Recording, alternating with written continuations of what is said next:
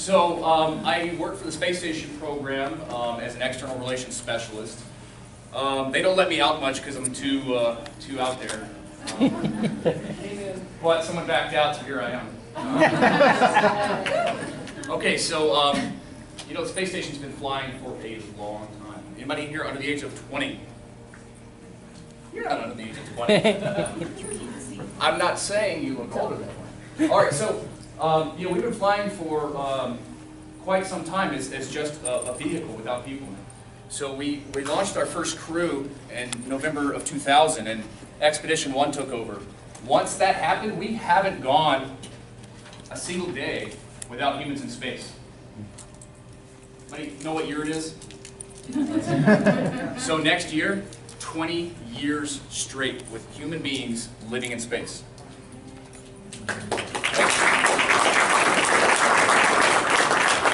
So it's kind of like big news. It's a little bit. What's fascinating to me is, so Bob Cabana runs this place. I used to work for him when I worked here a couple of years ago. He flew STS-88, put the first two pieces of the shuttle together. The Russians launched Zarya a few weeks before, a couple of months before. We launched Unity, the United States launched Unity. Bob Cabana on STS-88, him and his crew, Sergei Krikalev, went in there together, combined the two international modules, creating the first component of the International Space Station. I mean, the first, they turned the lights on together. They went through the airlock together. What's, to me, I think the most critical thing that you could walk away with after a conversation with me is the need for human collaboration. Just like I really enjoyed, you can't throw money at technology and you can't schedule innovation. That was great. People are required to do those things. It's not just time. The human resources is what I think NASA excels at. And thankfully we've moved into an era where we are more open to commercialization. We're not only open to it, but in the space station world we are promoting it. If you could think back to your history class of railroad being laid, right? Of flight being born. What NASA is doing right now with Boeing, with Lockheed, with SpaceX, with Bigelow, with 100 other companies, is establishing the framework from which humanity will work in space for the rest of time. Now, it's a big job, and you know, the government's not quite as efficient as some corporations are. You guys might not realize there's like 10,000 people working on space station around the planet. I think something like 17 different countries. It's quite impressive to watch it all come together. We have in the office where I work on the 5th floor at Johnson Space Center in 4 South. Right above us are the astronauts, and we work on the space station floor.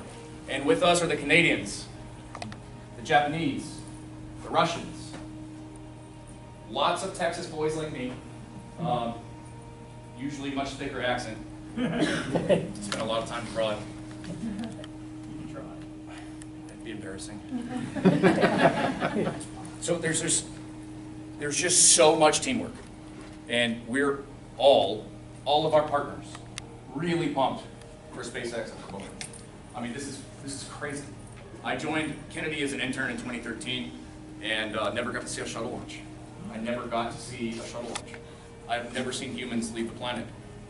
I've not been to Kazakhstan yet. Don't really want to go. I've been to too many stands already, I'll tell you that.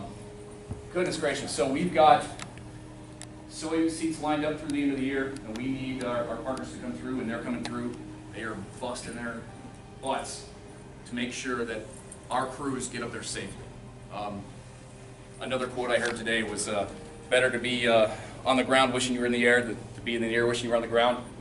I'm a former Air Force guy, got to fly a little bit. I can tell you the same thing from an aircraft standpoint. It's, you don't want the problems to be checked out while you're in flight. So as much as we hate when things don't stick to schedule, it's just the nature of human space flight. I know you all understand that. So we have great folks. What I find the most fascinating thing in my career so far is when I was growing up, and I gave Bob Cabana some crap about this when I first met him, because I was in junior high when he did that mission. And he's like, shut the hell up. Was that just didn't hear much about it. I really do believe that the nation was tuned into Shut Up. I mean, it was called the heartbeat of America for some time. In the soundtrack of America when that thing lifted off. And I've heard it and I've seen it in 4K, and there's nothing like launch, you know. So I feel like communications is the area where NASA has made perhaps the most headway outside of human resource changes. We're talking about diversity. You know, we're trying to stop hiring nothing but old white guys. Seriously, you know, including the diverse employees that we do have. It's kind of hard coming to the table with a bunch of amazing NASA senior engineers as a young person that doesn't know squat. You sometimes are taken very seriously, but if you know your job and if you can build those bridges, you can build trust. And as a communicator, as all of you are here to communicate, right? Building trust with your audience, with your listeners is critically important. It's critically important. You know, I also teach, and I tell my students that intellectual honesty with oneself is critically important. What's amazing to me is that I can say without a doubt, like when my friends ask me where we're hiding the aliens, we aren't hiding any aliens. And if we were, I want to go find them, but we're not. I really love how NASA has opened up to people like you, and how you, with us, connect to the American public. We have a tremendous need for educated people with energy and passion to come and make a difference. I have children. They're the generation that will be going to Mars. I believe that they can do it. But, you know, they're trapped on YouTube like the rest of us. And the hard thing is, as communicators, to develop compelling content. And, you know, David knows all about that. Creating compelling content that you love is kind of easy, that your team loves is a little more difficult, and that the audience will definitely enjoy. Yeah, good luck planning that one. But, you know, obviously you all know that space flight draws attention. And the space station is the show in town. It is 1 million pounds. It's bigger than a football field. It's got more internal volume than a Boeing 747. It's got millions of lines of computer code. We have all sorts of changes on the horizon. How much time do I have? All you want. Okay. Am I all right? Are you all good? Yeah. So we have some changes on the horizon. You know, again, they come in the variety of commercialization. And if you're paying attention to things like our wonderful, you know, our representation in Washington, it's shaping up to look like NASA's getting more funding. It's shaping up to look like commercialization is being taken seriously. It's shaping up to look like bipartisan support for exploration of space with human beings. Those are all good things. All right. There is a transition coming. I don't know when it's going to happen. It's going to happen next decade, where NASA, at some point, pulls out of low Earth orbit, where we hand over the keys, basically. And that is a day it's going to be a big day. Who knows when that day is going to be? But the efforts that the space station program itself, which is a massive program, took 5 intergovernmental agreements just to get the thing going, right? And we're talking about like the former Soviet Union, you know? Like this is like we are talking like global politics on like the highest stage, and it happened, and we've made it, and now we're utilizing it. And you've got to hear about research hours, an increase in research, technology. One of my colleagues used the Sally Ride Earth Cam to take pictures for her on Instagram. You can do that, you know. I got one more piece about the space station that I'd like to share with you. It is about what we're doing to commercialize. And, you know, frankly speaking, we built the space station to do science, and there is never going to be an end to that. So that will always be, I think, a forefront, and it's critically important. I mean, anytime we send a rover, it's doing science. Anytime we send a probe, it's doing science. Fundamental science is critically important, but the human element is just as important. So, as such, we can't just take care of the crew. We can't just take care of employees.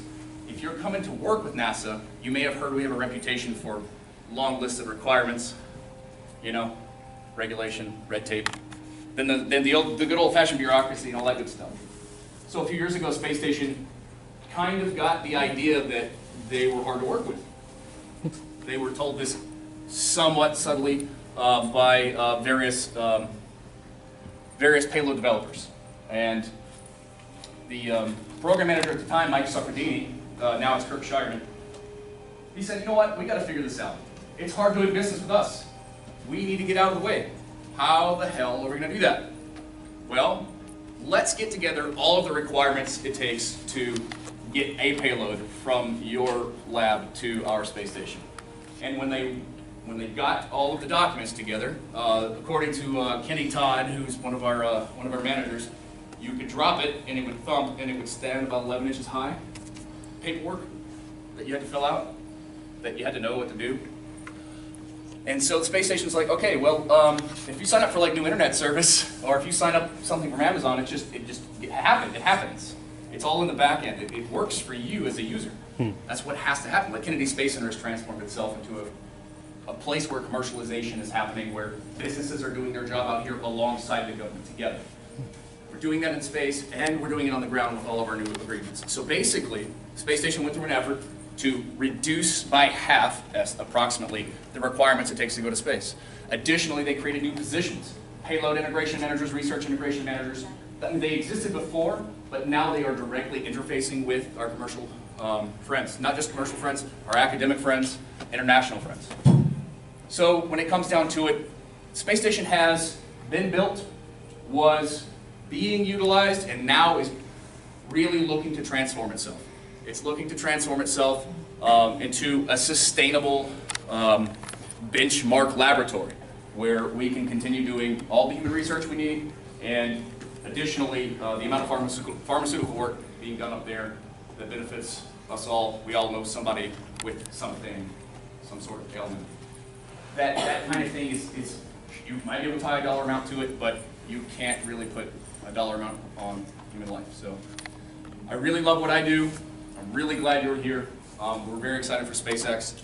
Can't wait to see Boeing's go up too. That's gonna be great. And first launch, anybody's first launch? Oh man. Okay, so the concussion is my favorite part. You're not gonna get a concussion. The shock, the air hitting you. It's the best. So I have a problem actually shutting up, so I'm going to stop. Thank you, Christopher.